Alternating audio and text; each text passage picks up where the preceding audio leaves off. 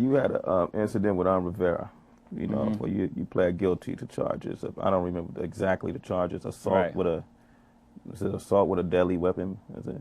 They would have never let me be out here with you if that was the case. You stabbed him. Okay, all right. Do you feel like that was a mistake in hindsight? I believe that was the greatest thing ever. This is gonna sound crazy, but I believe that helped me. You know what I'm saying? Because that put the brakes on everything. That let me know that no matter how successful you are and how much you're on your road, it can all stop. You know what I'm saying? At the end of the day, you still kid from Marcy projects, and not everybody they waiting for you to mess up. You know what I'm saying? Like it's just go ahead. You know what I'm saying? We let you just go ahead and self-destruct yourself. You know what I'm saying? But that right there was a moment I was like, okay. And I'm glad it didn't have to take for me to be in jail for like 7 years to be like, damn. You know what I'm saying? That moment was like, okay, all that stops. You know what I mean? Yeah. I'm not going to parties with 30 people, and you know what I'm saying? Yeah. Like, I'm not putting myself in that position no more. A lot of y'all clicked on this video because you thought it was going to be about him and Beyonce and their relationship. But it's not. Because like I told y'all motherfuckers before, I don't talk about that gossipy ass shit in here. So, gotcha, bitch. My ducks, my swans, welcome to the pond. My name is Dorian from Group82Music.com, and right here we got Jay-Z talking about how he almost lost it all because of a stupid decision. I'll kind of give a summary. So this is probably early 2000s, and there was a dude in New York named Rivera, and he was bootlegging Jay-Z's music at the time. And in this era, I know that's not that big of a deal, but back then, there wasn't any digital marketplace for music where artists could legally make their music. You gotta remember, Jay-Z wasn't only the artist, he was the CEO of Rockefeller, so he understood how important it was to sell albums and how much everything cost, the music video shoots and radio promo and PR. He knew all the numbers, and the only way you can get that money back and it's worth it is through album sales, specifically your first week. So if someone is out here bootlegging your shit and giving it away to the streets, that's gonna completely cannibalize your first week sales, and now you're not gonna get a return on your investment. Jay-Z, being the hood nigga he is, was like, fuck that. He confronted talking, niggas this, son, what's up, son? And ended up getting stabbed. Jay-Z almost lost it all because of that. We've all been in situations where we feel like that I have to exert my authority here to let a nigga know. I'm 6'1". Right now I'm probably about 264, 265. So I'm a big nigga. I got a deep voice. I'm loud. Motherfuckers know who I am. When I walk in the room, the presence is there. And I learned over the years that that's a superpower. But I got to be conscious about when I use it and when I don't. People are going to talk shit in the comments. People are going to talk shit when they might see me in person.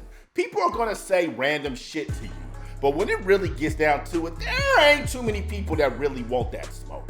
And you have to realize that what you're doing in social media, what you're doing in your business, what you're doing with your music, whatever it is that you're doing as an entrepreneur is not worth throwing away just to prove a point to somebody that they can't fuck with you.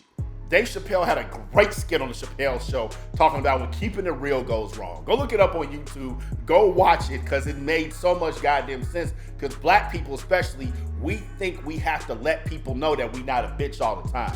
Motherfuckers know who's a bitch and who ain't. They know. You ain't gotta say it. You can see bitch, non-bitch very easily, right? They know how far they can cross you and all that shit. Now, when it comes to you protecting your livelihood, I'm talking about your physical life or your family, you gotta do what you gotta do. But there's other ways you can handle it and navigate somebody bootlegging your CD or somebody talking shit in the comment section. You need to take that route.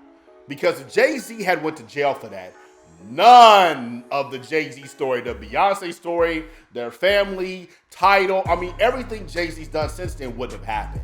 And I think about my life the exact same way. Everything I've done up to this point with Group 82 wouldn't be here if I made dumbass decisions.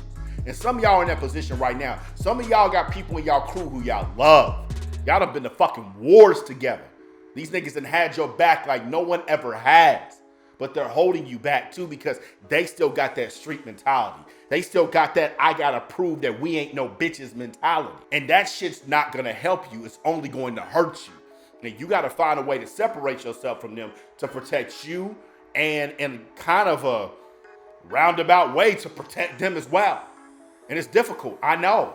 But if you gotta move to another city, you do that. You gotta move to another state, you do that. You gotta stop answering your phone, you do that. You gotta go work somewhere else, you do that. Because the last thing you wanna do is have both of you niggas in jail over some shit that could have got resolved amicably, but y'all chose the violent route, and we never ever know your history or what your legacy is supposed to be. Jay-Z survived this to teach us. Who's gonna pay attention to the lesson? If you want more advice like this, you wanna chop it up with me, I know a lot of y'all do, y'all always hit me up in my DMs. Click the link in the bio, purchase one of our one-on-one coaching sessions if you're on Instagram. Click the link in the box if you're on YouTube, purchase one-on-one coaching session. I'll go over not only your business, but we'll chop it up about everything else you wanna talk about in regards to making it as an entrepreneur in music and marketing, whatever. I'm out the pond. Y'all stay true. Go ahead and work that. Go ahead and work that.